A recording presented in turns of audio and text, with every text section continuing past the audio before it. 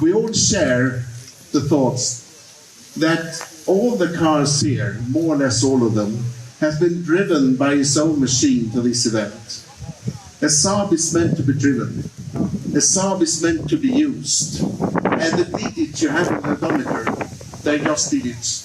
Make sure that you love your Saab, drive your Saab, and make sure that you keep it in the best possible condition. You know everything about it. I'm very humbled about the fact you said I'm being the ultimate expert about Saabs. No, that might be my responsibility, but you are the true experts. And being able to travel around the world and see Saab from another perspective than Swedish is very interesting for me. Because in Sweden, Saabs were basically the base car for the common person in the 50s, 60s, and 70s, and was gradually developed to an upgraded company car to the end of its life. But traveling out in Europe, we see the highest specification cars, the versions that I didn't know existed, and so on. So you're actually teaching me at the moment. But hopefully I can teach you 1 or 2 lessons about the classic Saab. So follow me. Now we're going into the early ones that started in December 1949. And that means we're going into the row of the Saab 92 and 93 cars. And on my right side, we can see Saab 93 cars of model year 1959 that is actually celebrating the 60-year anniversary of the Dutch Saab Club. And all the cars, om 150 meter, sväng vänster till Gunnarstrad. Gift certificate. And I'm not sure about the model of this car, but it's probably a 50 or 51. But a 52, I've been told by Rick, he corrects me. And this is the oldest Saab in Holland that is in regular condition, and for me this is a very special car. This is a V8 of Peter Bäckström, a Saab, the brains behind Saab, to create an affordable and super efficient car through the aircraft technology that we developed during the Second World War. So in this car, we have a 2-stroke engine, 25 horsepower, 764 cc, and of course a top speed of around 110 kilometers per hour. Depending on the inclination of the road, but it's quite flat here, that's not a problem.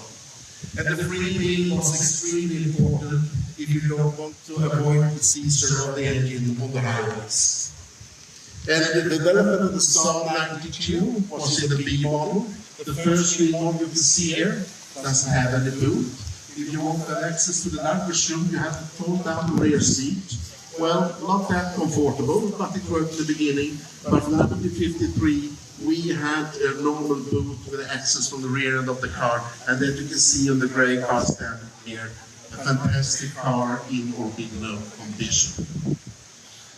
The Saab 92 was produced during 6 years, 1950 to 56, that's 4 years, and it was a car that was developed a lot during years, and in 1956 it was replaced by a brand new model, even if it looks roughly the same on the outside, the Saab 93. And the Saab 93 was a enormous car. You have a 3-cylinder engine, you have a 760 quite small, but it meant it perfectly fitted into the 750 racing rally car. And unicorns on the roof and others started to use this car with enormous wins in rallying and racing. And one of the most important parts in the heritage of the Saab 93 is the Millimedia. The Millimedia raced in 1927 and 57. The Saab 93 participated in 1957 and driven by Charlie Nomander, the dentist from Stockholm, together with Harald Lundegård, and they won the 750cc class with the Saab 93. So it's a winner in the history. And if you want to compete today with a car in Millimedia, you need to compete with a car model that has been racing in real millimeter. And the Saab 93 is one of the cars allowed for that. So that has certain exclusivity in the circles. And I've been lucky myself to be participating with one car in 2011. And the people love it. The screaming two-stroker is magnificent. And this small, tiny 750cc engine behaves like a 1300 four-stroker and is much more powerful than you can expect. And I don't want to discuss exhaust emission and fuel consumption because it uses a lot, but that is another matter. It's definitely driver's car, fantastic chassis, and even better when you go on slippery surfaces. Eric Hansson showed that in 1957 when he won the 1000 Legs Rally in Finland. We're moving over now to the left side. Yes. The happy birthday section, we mentioned that earlier on. Maybe I can hand over the microphone to you so you can explain a bit more, Rick, about what you have done and the thoughts around the happy birthday segment. Okay. Saab Club Nederland was 60 years, and we thought it was a good idea to ask people who own Saab 93 from the year 1959 as much as we could get. Unfortunately, we thought it was maybe 20, but it was very difficult to get these 8 cars together. Yesterday, I gave all the organization gave all the owners the birthday card of 60 years on behalf of the Saab Club Nederland and the committee of the Intsaab. So this is the reason why you see quite a lot of 92Bs from the same year. It is the connection with the 60th year celebration of Saab Club Nederland. Thank you. Thank you. And now we go over to the Saab 95 and 96 section. Both V4s and two-strokers. And we are not going in totally chronological line, but on my left side here we have the Saab 95 cars. And it's very important you pronounce it 95, not 95, because this is the model name for them. And that is a developed version, basically, from the Saab 93 being an estate version that could accommodate, despite the small amount of sizes, 7 persons in the car. And on my right side down there we have the car from 1963-64 roughly, the bulldoze version, and they are developed up to 1977 and was in fact produced with 2-stroke engines up to 1968 and the classic Ford V4 engine from 1966 up to 1978. And this brown version standing here, I will try to describe the color, it's called Antelope Brown. And Saab has always been allowed for some odd paints, and I love it personally because my father and mother had the Saab 99 in this color. And some people describe it as Danish Irish cream, coffee with cream, chocolate with cream, or as the American says, quite straightforward, baby sheep brown. But that was the way it was in the 70s. Brown colors, orange is a combination, and this is in fact, when you take a look at this interior, it's very, very brown. And this was the way the Saab customers obviously wanted to have them in the late 70s. And we will go over to the next slide here, where you can see the Saab 96. That is also a developed version from the Saab 93. Bigger rear end, bigger engine, 850cc. And the Saab 96 bullnose, where you can see the 2 versions standing in front that are red here, was the master car for Eric Hansson, Carl-Magnus Skog, and other racing drivers out in Europe. Eric Hansson on the roof managed to win the British RSC Rally in 1960, 61 and 62, and the Monte Carlo Rally in 1962 and 63. and that is totally unique. There is no other man than Eric Carlson that is Mr. Saab, and he really well deserves this nickname. And he's all around us with the stories and histories that we all share around him during this weekend. Not the most powerful car, in combination with a very skilled and somewhat disconnected from fear in the brain. That was a winning combination. Eric Carlson and Soul and Ice with the Saab 96 Uno. And if we talk about something that is absolutely top-notch, if you find it in the bar, we talk about the Saab 440 DPA system. And that is in fact what we call a homologation special for competition purposes. Triple carburetor engine, displacing front that was introduced in 1962, and this was the developed weapon of the Saab two-stroker, and in many ways for me, being a two-stroker enthusiast, the optimum two-stroker car. And the black car you see here is very odd because it has a black paint, never seen anyone before, and in combination with the sunroof on the roof itself. And no doubt this is really a car I would like to have in my personal collection. But my wife can relax, I know it's not for sale. The Saab 96 was developed in the mid-70s in the step with a slightly longer front, we called it the long nose. And Rolf Mender, at that time, technical director of Saab, he prepared the car with better cooling, he prepared the car for the four-stroke engine. And in 1966, Saab introduced the Ford V4 engine, 1500cc in the beginning, later enlarged to 1700cc, and we can say Saab received a second life with its cars. And here you can see the two-stroke versions and early V4s. The red one that's standing here is a very early Saab V4. It seems like the mic is off. Is it so? Saab with a new life. The two-strokers were not really appreciated anymore, except by me. And there were problems with exhaust emissions and smokes in the exhaust. And we're going down here on the right side, we can see more Saab 96 V4 that is covering the 70s. Okay, thank you. Typical colors.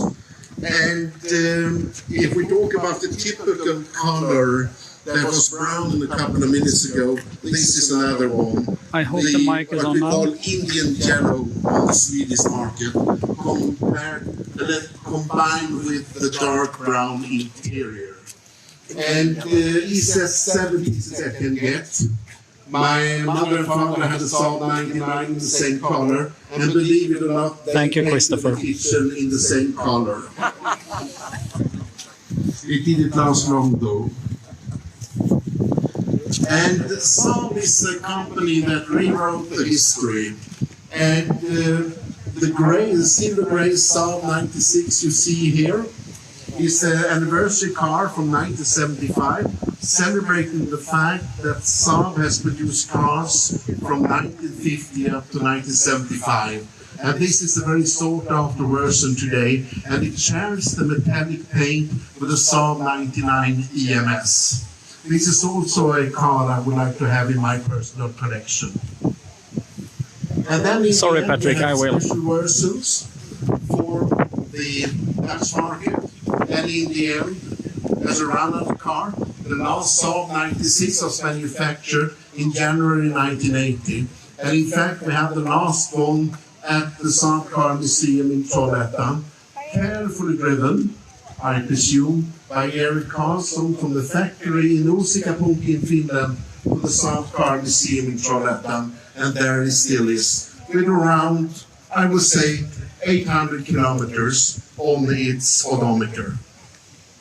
We move on a bit and go over to the beginning of the 70s, of the late 60s, and the new generation of Saab that was so important for the export market. and that was the Saab 99. That in the beginning was a car that was very compact, not narrow as the family 92 to 96. I think a lot of you know that driving in the car and shifting gears, you make sure that your co-driver has his left knee moved away, otherwise you can't engage the second and the fourth gear. So this car was wider and was optimized for the American market.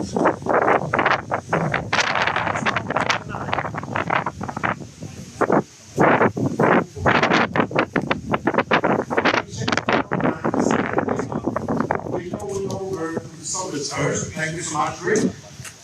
And behind us, if you turn around and look at the entrance to the facilities here, you can see one of the first sonnets that was made in 1956. 6 were made, and it's fantastic to have one here today. At the Saab Car Museum, we have chassis number 1 and number 5. In USA, we have number 2 and 6, and I think this is chassis number 3, not mixing it up. And in Switzerland, we have chassis number 4. All cars in extremely good condition, and this car is owned by the Jakobs family that bought the car in the middle of the 1960s and had been using the car since then. That is quite unique. To see this car being driven in reality is very strange. Normally, this is a car you lock into the museum and you polish it and nothing more than that. But they really use the car, and that is remarkable. But only 6 cars were made in 1956. They were extremely difficult to build because they are built structurally in the same way as an airplane. You have a frame of riveted airplane aluminum covered with a fiberglass body. The idea was to manufacture around 100 to 200 cars, but in the end, Saab made a strategic decision. We compete for the Saab 93 instead, and I think that was the right way of doing it. But this car were lovely as being an attention getter for the US market. And the Saab was USA at that time. Ralph Millet wanted the car in production to sell in USA for competition, but he had firmly no. But the cars were going back and forth all the time to USA for exhibition purposes. And in the end, they decided in 1963-64 to develop a second generation of the Saab Sonnet made for the US market. And the line you can see here in front of me is covering 1966 up to 1974. So the white 2-stroke Sonnet we can see here with flat body on the nose, that is the most sought after version, only made in 258 cars. And if you want to have a car like this, you have to go to USA. The fiberglass body, they have, we can say they are based around the Saab 96 with a shortened structure, very prone to rust, so even if they're looking good in the structure from the outside, they have to check them carefully. But in the end, this is something really extra to work in. It's of course a dream car for all Saab enthusiasts, if you can get into it and out of it. They are quite compact. And you can see the red and the white car and also the blue. It's the same generation, but with the big bulbs, they are introduced now with the Ford V4 engine. That is bigger and needs some more space. Model year 66, 67, and 68, you recognize that by having the small seats without headrest. This is a 1969, and I can see that immediately on the seats. But after 4 model years, the Sonnet was totally redesigned by Sergio Coviola, the head of Saab, and you can see a version that shares the basic space around the driver and the co-driver. There is no rear seat in this car for obvious reasons, but it's much more square in its design. And this is the second generation of the Saab Sonnets with the 700cc engine mainly, only for the US market. And you can see the line of them here in different colors. And when we walked around the earliest day, we said, seeing modern cars on Autobahn or on the highway, they are black, they're dark gray, they're silver, maybe white, but not the solids. They really light up the traffic in a positive way. And I hope that you can see these colors coming back, even on the modern cars. I really love them a lot. Now we go over to the other side. And I think that's right over here. Yeah. So it's a bit messy. But we are going to go on my favorites. We have called the time, and I call the Saab, the 99. A brand new concept introduced in 1968. This is the mastermind of Gunnar Ljungström, Rolf Mende, and Sixten Sarsson. In fact, the last Saab that Sixten Sarsson designed before his death. And if you take a look at the 99 and see the design features, like the overhead windscreen that has a huge character, the front end, and the seat pillar line that's over here, you can see the traces of the future Saab from the 900 to the 95 and so on to the end. This is really the Saab that puts Saab on the modern market. In the beginning, we had some engines and transmissions coming from British Rail, that means Triumph. Ultra smooth, fantastic to drive, really, really nice to drive, but had a tendency of loving head gaskets. Somebody recognized that, yes. And you have to change them quite regularly, but if you could manage that, this is a very nice driver. But we need to develop the car, and Saab merged with the Scania Track Division in 1969, and they had the responsibility of developing a bigger drivetrain that will be the base of the Saab engines for the future, and that was a 2-liter. I'm not sure if this is a car equipped with the kind of engine 1850cc or the 2-liter, but in this version, the Verona Green Saab 99, it was introduced in 1972. It is 2-liter. Fantastic, thank you.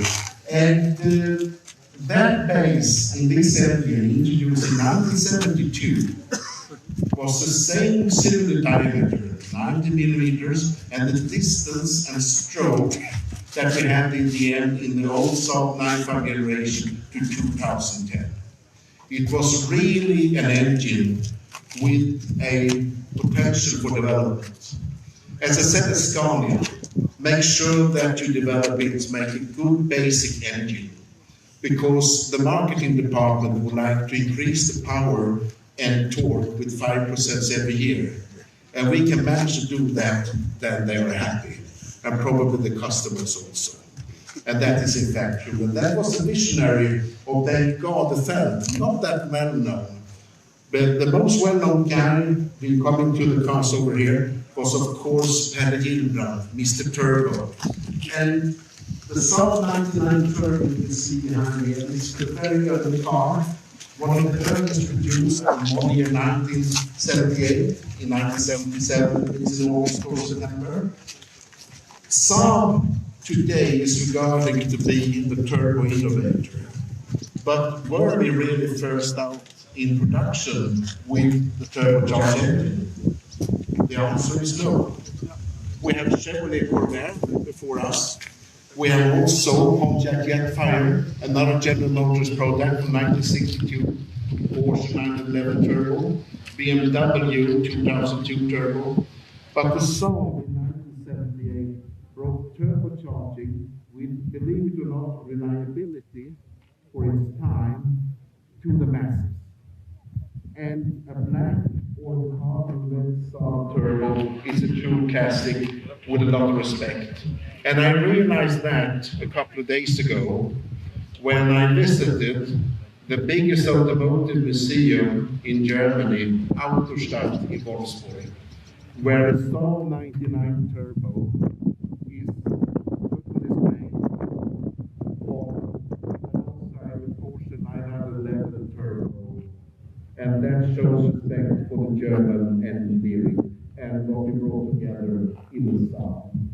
The man behind the concept was Peter Bäckström, and the designer, the constructor that made it possible was Peter. Sadly, no one is alive and kicking today, but they live in our memories. And this is the development of Saab 99. And another turbo version, I can't see and read. Also, a collector's Sanchez, and a fantastic thing. And one of my favorites, a one forward car coming from Sweden. The typical car, basically equipped, as a bachelor bought it with his own money many years ago and took care of the car. And that's what it's all about, taking care of the car and using it. An old version, the Saab 90 from the 80s, and the Saab 900. It developed an enlarged Saab 99, made it for the American market, with a long front end that could accommodate the torque and power from the turbo engine in a better way than we did on the Saab 99. And here we can see some early versions. The model year 1980, and this is a couple of low color, also one of my favorites in the year game. And my mother and father had is a Saab 900 EMS in this color, and for me it was a dream taking my driver license in this car, because this was a turbo without a turbo, and it worked for the girls as well. That's the problem. But to find a car in 1979 or 1980 in this condition is extremely difficult today. But if you're lucky, try to grab one and take care of it.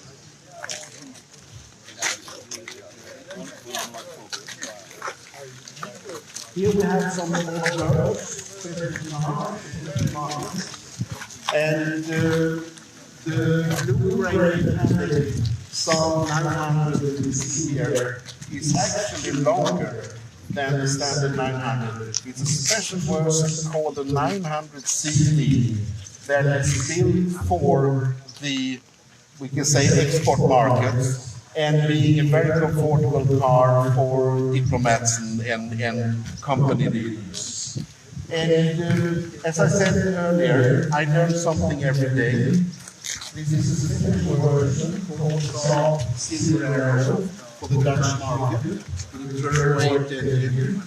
And this is a car. You asked me at the Saab Museum, do you know anything about it?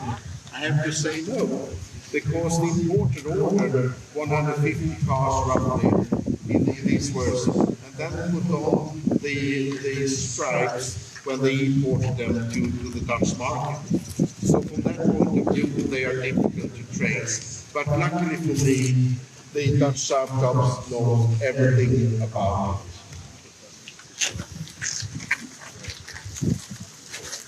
This is quite a history lesson, don't you think? Maybe one of the most important songs that turbo is the Saab 900 convertible. Introduced in 1983 as a concept car on the Geneva Auto Salon, Saab didn't have any intention of producing it, but they were forced of doing it. And the silver-colored car standing here stands out for me enormously, because here you see an American specification car made for the American market. You can see the old headlights. This is one of the first 400 convertibles delivered to the American market in 1986. And now being brought back here and seems to be even in excellent condition. This is the way we like to do it. And this is a convertible that is salvaged. It works all year round. You can drive it at the Arctic Circle, and you will have a hot climate. Of course, you need to have the roof in the upper position, that helps a bit. But this is really a car being made to be used all year round on all markets. And that's so important, because that is Saab. I think you know what you're talking about.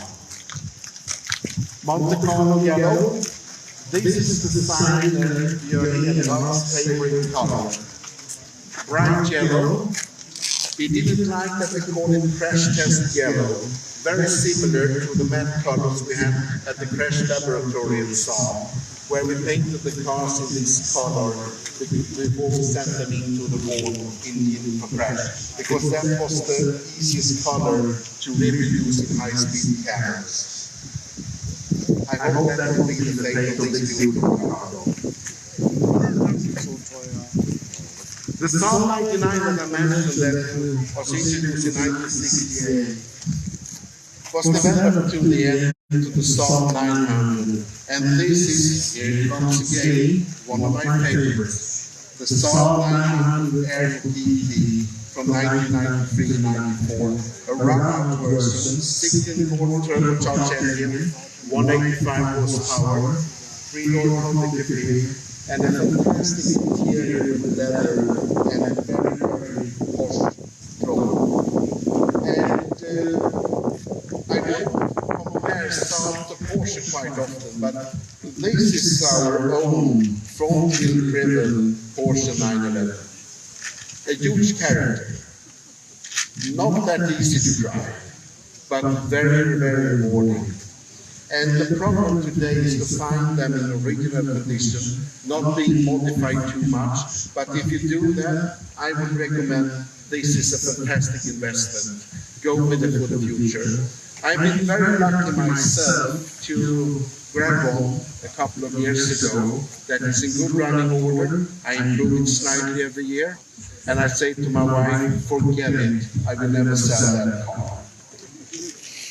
It follows me to my grave. And here comes another favorite we heard before.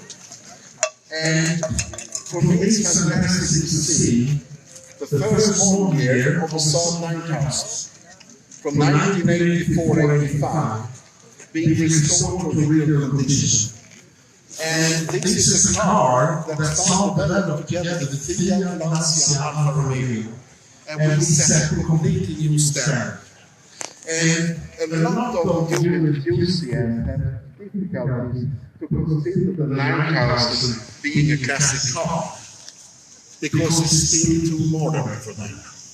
This car set the standard in 1985 and is still a fantastic drive today.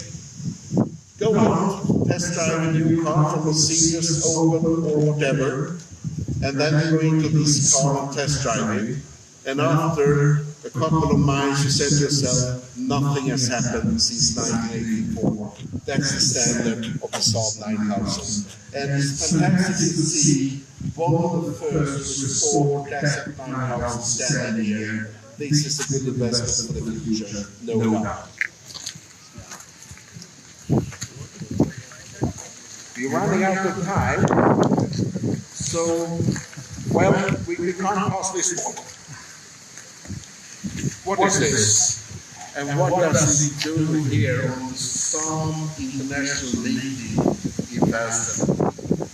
This is officially a Saab Lancia 600. We preceded the Saab 96 in 1980. We cooperated with the Fiat Lancia group at that time, developed the Saab 9000. So what we did was in fact to rebatch the Lancia Delta to the Saab 600. And it's fantastic to see one alive, because I have to be frank and honest and say this was a convertible version within a couple of years because the roof rusted away. This one is and it's very rare. A fantastic car to drive. Many years ahead of his time and so on, but the salty roads on Swedish countryside in the winter killed them more or less instantly, so it wasn't a big hit. To see one here, carefully taken care of, congratulations, a car released in the museum. That's a rare, that's a Saab sign. Yeah. Okay. Very cold inside in the winter. Okay. It's live on. And the Saab 9, the Saab 93 was a predecessor, new generations of the Saab. And now we talk about modern times in front of me here. We can see new convertibles, the sport sedan. This version was introduced in 2002 and was produced until 2014, believe it or not. In the later years, the Nelson company that bought Saab assets. Convertible, the turquoise version, the black one you can see here. And the car with the Dutch tradition, this is Victor Mulder's car. The Independence Edition Saab 9 convertible from 2011. In this color, with orange striping in the interior, that is really showing the connection to the orange royal house in the Netherlands. This is the way he wanted them. We wanted to produce 355. In the end, I think there were around 30. I'm not really 100% of the exact amount, but two less, unfortunately. So this is a rare car. The old generation was a Saab 9 introduced in 1997. A car that is still a fantastic long-time driver. If you go long distances, you know it's a perfect car. You're coming after 1 hour, a 1 day of drive with a fantastic condition, and you feel like going into the car. And here we have two high-performance versions, the huge version and the strong version that are developed up to 305 horsepower for the mainly European market. And the last car you can see on this sign is the last facelift introduced in 2006 and produced up to 2010. And this is the time to buy them now. Good prices. They want to go down a bit further. See it as an investment and go for it. It's about the size of the garage and parking places. That is the problem, as always. But the last chapter with Saab, sadly, in the end of the 2000s, we had troubles, and we have a reignition in 2005, 2006, with Carl-Peter Foster being the boss of Saab, or General Motors in Europe, and he realized the old Saab 95 liter been replaced. And we developed together with our colleagues at Rüsselsheim the brand new Saab 95. A big car, over 5 meters long, and the black one you can see here is a maximum specification Saab 95 that developed 300 horsepower from its turbocharged 2.8 liter engine, automatic transmission, and also 4-wheel drive. But make no mistakes, this is a big car, it's a heavy car, and the current weight is around 2,100 kilos. And that could be compared to the first Saab 92 that weighed around 750. Interesting development through the years, by the way. And I've been lucky to bring a car from the Saab Car Museum collection, an even rarer version of the Saab 95, the new generation, the Combi, the sport Combi that was introduced in 2011. Around 27 cars are produced. This is one of them. And it goes to sadly there will be no more cars manufactured of this version.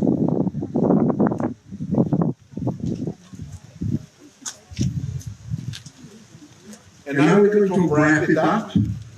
We said I have around 35 to 40 minutes, not that bad. Yes, running over a bit. And we have to start with the black car over here. Americans love big cars. They love, in fact, every proper American wants to be a trucker, I think. And this is a Saab 97X introduced in 2005, manufactured for the American market. And you can have the straight 6-liter engine, 4.2 liter, V8, 5.3, and the Chevrolet Corvette 6.1 liter engine with 420 horsepower. And I can guarantee this is a quick car, especially going straight forward.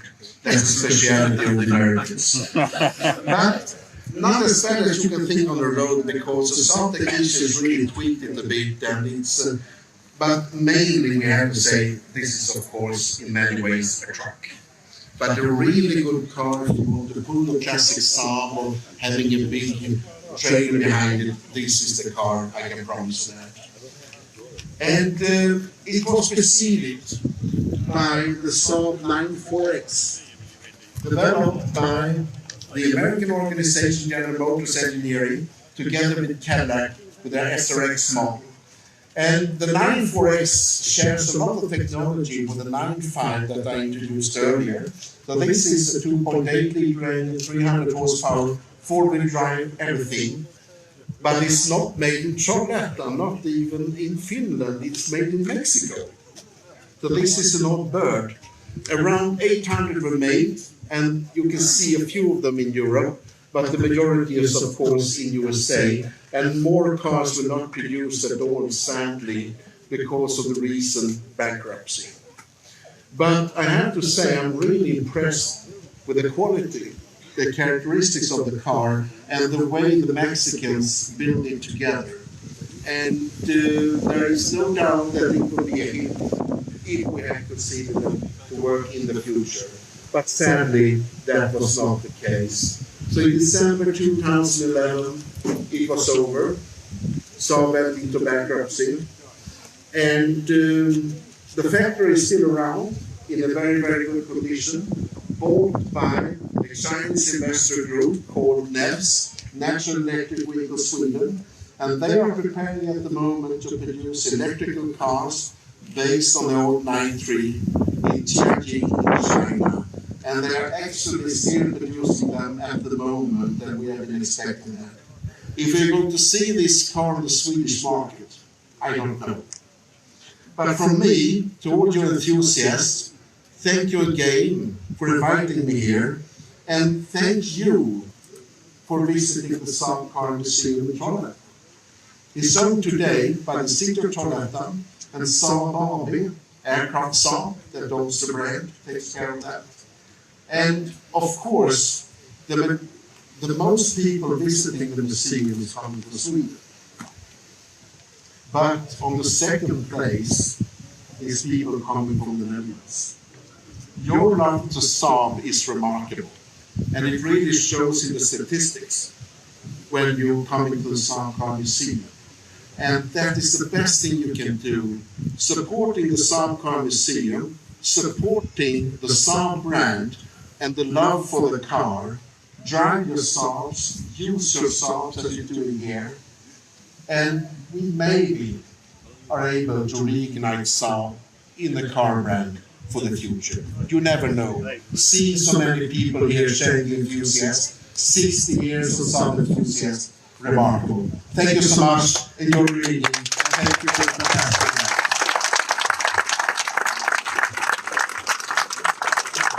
Thank you, Peter. Meine Damen und Herren, mes amis de Saab, on behalf of Saab of Nederland, I would like to thank Peter for his comprehensive lecture of all the kinds of Saab. Now, all of you are more expert than you used to be, and this is important. And tonight we're going to check it out, so you'll have to listen carefully. Peter, you gave us all the knowledge to be known about our lovely make, and we are happy to hear that you are here, and thank you very much. Thank you so much. Okay, I think we will end up this now, and thank you, Peter, for the lesson. It's almost like home. Thank you. Thank you, Peter, for the lesson. Thank you.